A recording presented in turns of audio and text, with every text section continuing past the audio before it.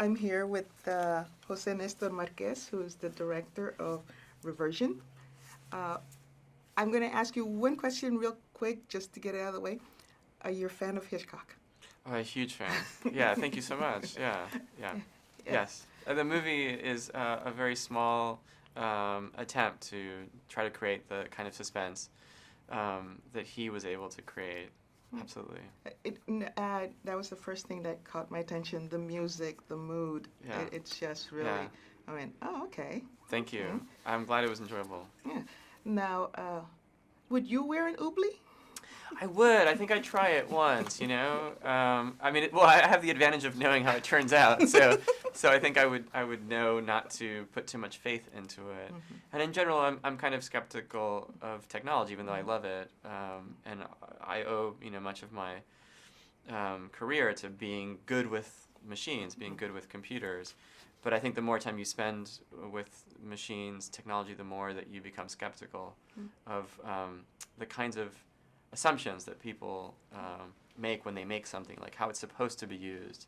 And then you begin to ask, well, should I use it that way, or is there a danger to using it this way? I heard you say that the idea came to you before the whole Instagram and Facebook, or at least Instagram. Right. That thing about wanting to save something that's gorgeous, that's beautiful, that's calming. Right. And right.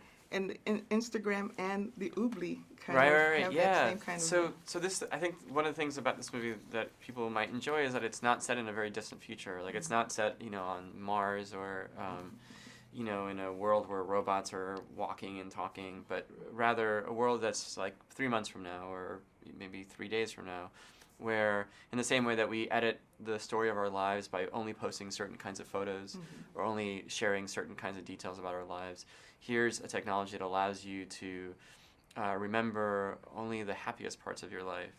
And there are some great things about that. Like, if at the beginning of the movie there's a group of women who have had very rough lives, very hard lives, and you can see how it'd be an advantage to them to focus on the good and not the bad.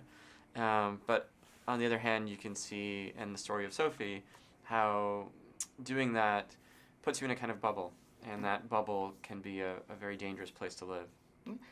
Yeah, because I don't want to give away anything, but I did like a couple of little twists that were part of the film. Thank you so much. Yeah. And you had your videographer. I mean, it's beautifully shot.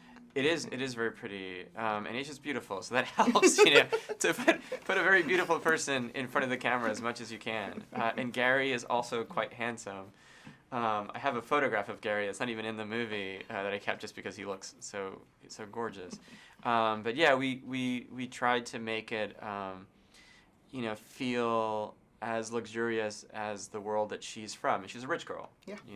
I mean, the movie has multiple interpretations, and there's, I hope, and people can enjoy different things about it.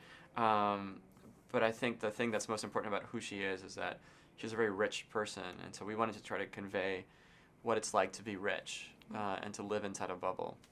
Yeah. Well, I think you have accomplished that Thank you. With the film. I really enjoyed it. Thank you. And so the way it kind of ends. Yes. Sure. Because there. Oh, actually, I should back up. There is a film that you did before this one. Right.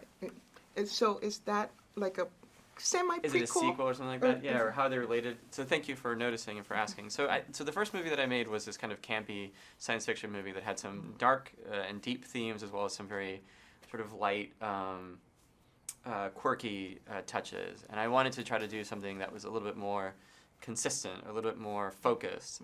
So this movie is a pretty dark movie.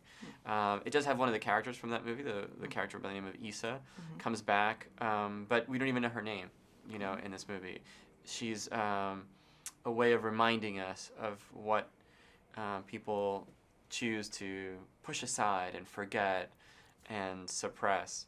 And the ending of this movie is not your traditional movie ending, and that's one of the benefits of making a small movie. So a small movie with a low budget has challenges, but also benefits, and the benefit is I think we're giving people a very raw and very intense experience that we didn't have to, cut back or dumbed down because, oh, you know, some 9-year-old's not going to get it. It's like, well, you know, it's not a movie for her. It's a movie for people who want to be, you know, kind of shocked. And I think it provides that. Well, thank you so much, Jose. Thank you very much. Those are And great I look questions. forward to your next project.